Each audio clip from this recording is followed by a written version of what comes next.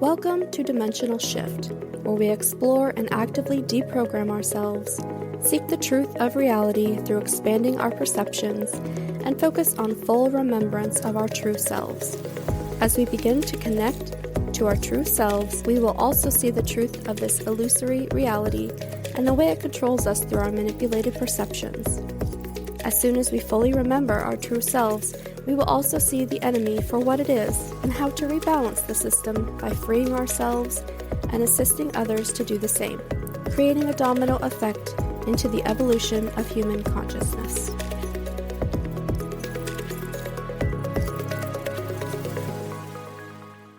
Have you ever stopped to wonder how often you're an extra in somebody's photo, wandering around in the background, caught between being in the picture and not actually being in the picture?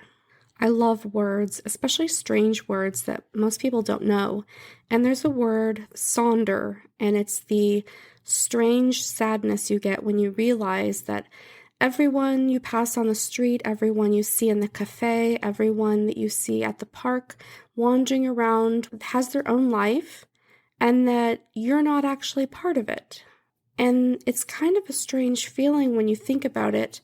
We have such a self-centric worldview by nature. There's no way for us to not be self-centered because of the way we view reality. But there are so many people wandering around with their own self-centric realities.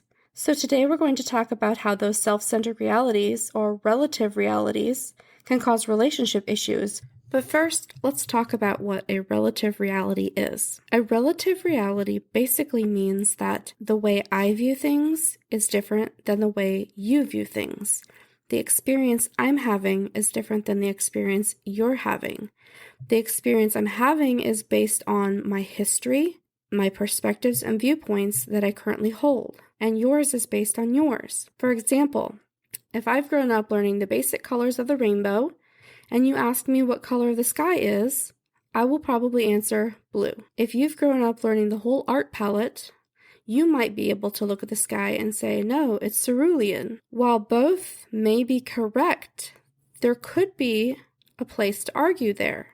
I could say, well, you're being too specific. You're trying to make me look bad. You're trying to make me feel bad. And you could say, you're being very basic. Why aren't you going deeper? Why aren't you looking harder? Why aren't you exploring the colors and the hues of blue? So while this is a very basic example of what we're talking about, it goes to show that realities are different.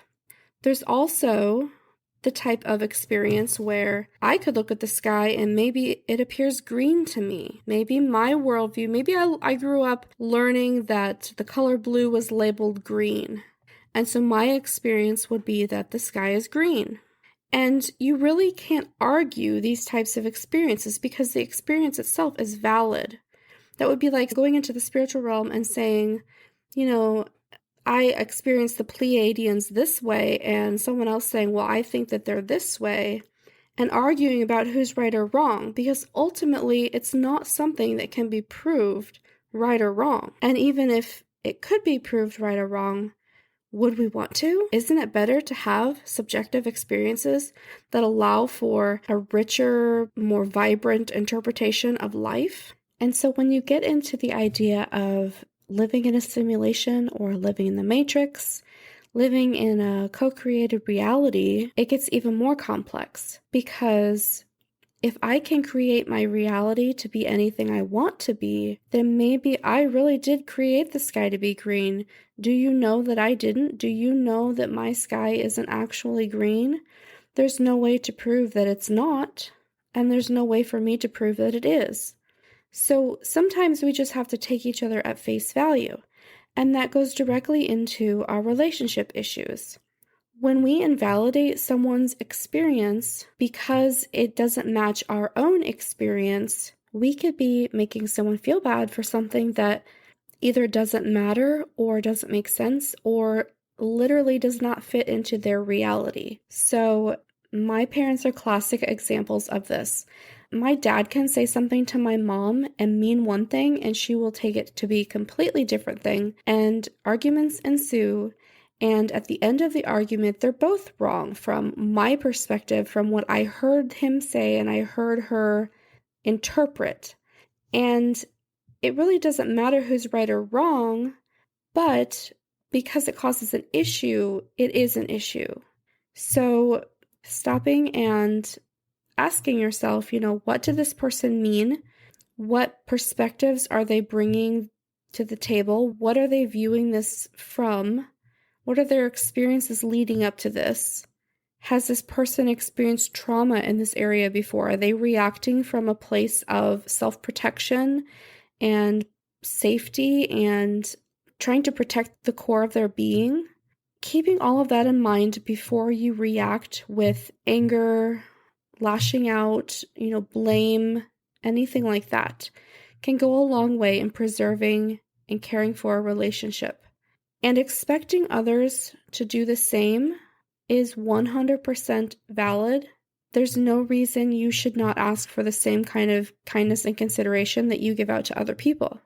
Finding someone that will honor your worldview, your reality, your perspectives is paramount to your mental health as a starseed, and finding other starseeds who will listen and hold space for you and accept you no matter what kind of shenanigans you may feel like you get yourself into is really important too. Having this flexible mindset is really important when you start to timeline shift and quantum leap, because if you cannot accept the idea that anything is possible, including other people's perspectives being different than yours, experiences being different than yours, and being able to shift the reality into the experience that you want, those leaps and jumps are never going to happen. So the quantum field of possibility is, I don't know if that's a term I coined or if it's just what I call it or if I read it somewhere, I don't know, but the quantum field of possibility is the place where you would want to think of being infinite possibility for anything that you could ever possibly want. I think of them as golden balls, and it's like a sea of golden balls, and each golden ball is a possibility. It's a moment in time. It's a bead on the timeline chain where you string them together and make a timeline. And those possibilities, you have to be able to accept that the possibilities can be anything, including the fact that your experience is different than someone else's experience, and that neither of them are right or wrong, and that right or wrong don't really matter. So once you begin to piece that together, your quantum leaping, all of that will become a lot easier. And you will also find that your relationships become a lot easier too, because you spend less time judging people. You spend less time in fights and arguments and trying to prove yourself and judging yourself too. Once you get all of that shaken out of your system, things become easier.